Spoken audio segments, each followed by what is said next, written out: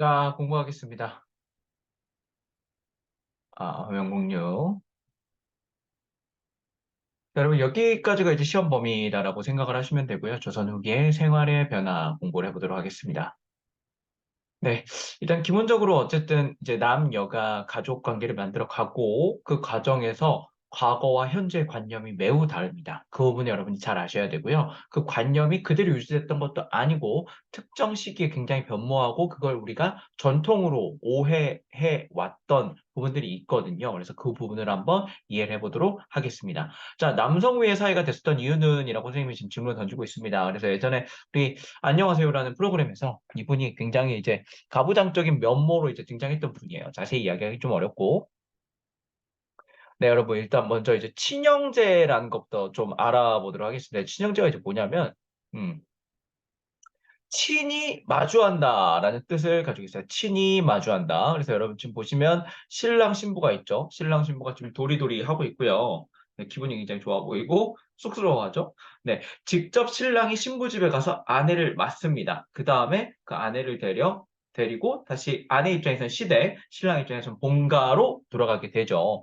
그러니까 여러분 이제 이게 바로 친히 환영한다라고 하는 친형제입니다. 이게 보통 이제 조선 후기 때부터 등장을 하게 되고 비교적 지금까지 꽤 최근까지도 이게 일반적인 모습이었어요. 이제 시댁에 가서 사는 그런 게 일반적인 모습이었습니다.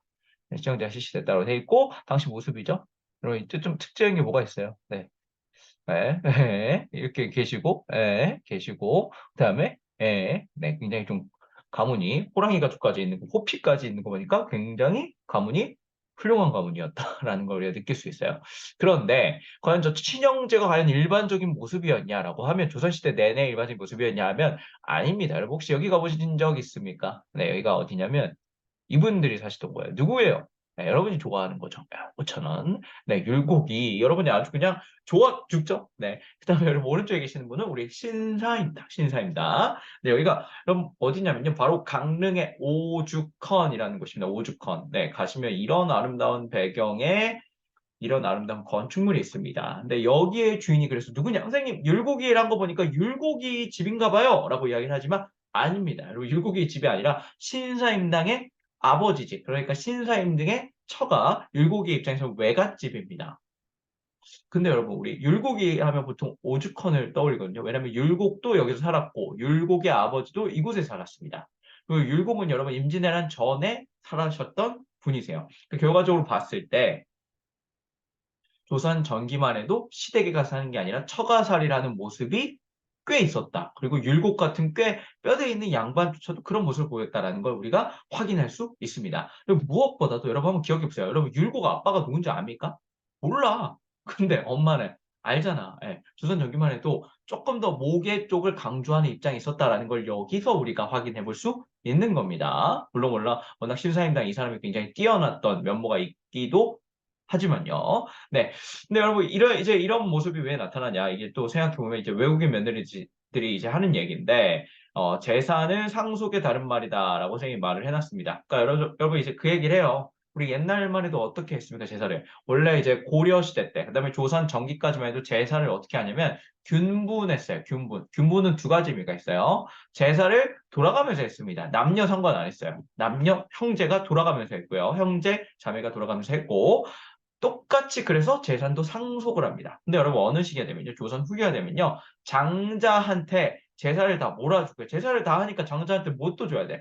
재산도 몰아줘요. 몰빵이 생겨나기 시작합니다. 여러분, 우리 조선 후기는 뭐든지 뭔가 느낌이 여러분이 어쨌든 공부하는 입장에서 좀 편하게 기억하실 수 있는 거는 몰빵, 빈부격차 뭐 이런 걸 생각하시면 돼요. 조선 후기는. 그러면 여러분 공부하실 때는 좀 수월할 겁니다. 그래서 여러분 이제 족보에 들어가야 할 것이라고 되어 있는데 이게 굉장히 오래된 족보 중에 하나거든요.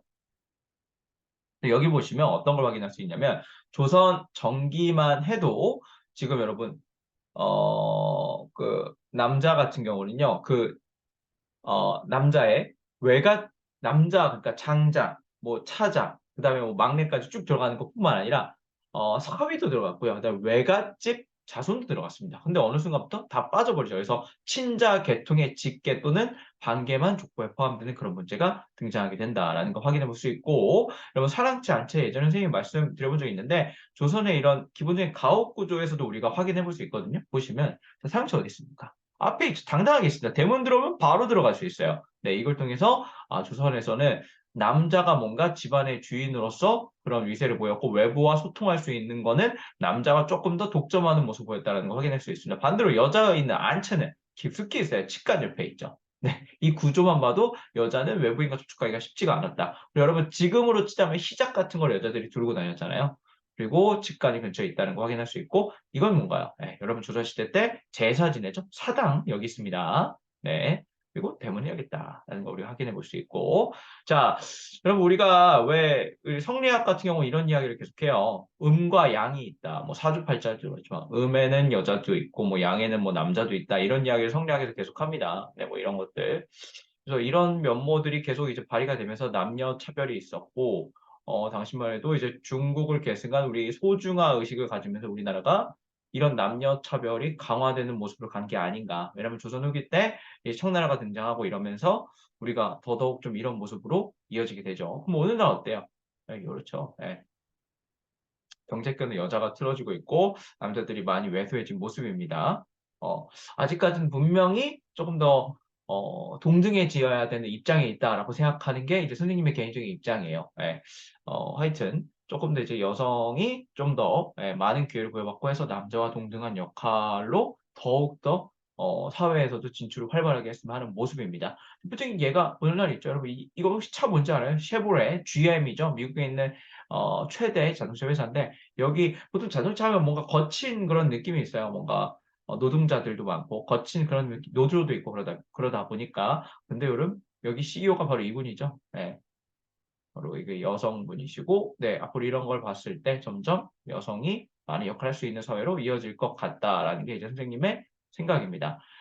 일단 여러분 좀 초성만 채우면서 좀 마무리를 좀 해보도록 하죠. 네, 여러분 일단은 이제 다 이해하실 겁니다. 이제 조선 중기랑 조선 후기 굉장히 많은 모습이 보였고 여기 친형 쓰시면 되겠죠. 친형인데 앞에 반이 있죠. 이 반이 안티를 말하는 게 아니라 반 하프를 얘기하는 겁니다. 친형제인데 혼례 후 남자 집에 거주라고 되어 있습니다. 그러니까 며칠 처갓집에 있다가 돌아오기 때문에 반친형제라고 해요. 완벽한 친형제는 아니다라는 거고 완벽한 친형제는 바로 와야 되죠. 네.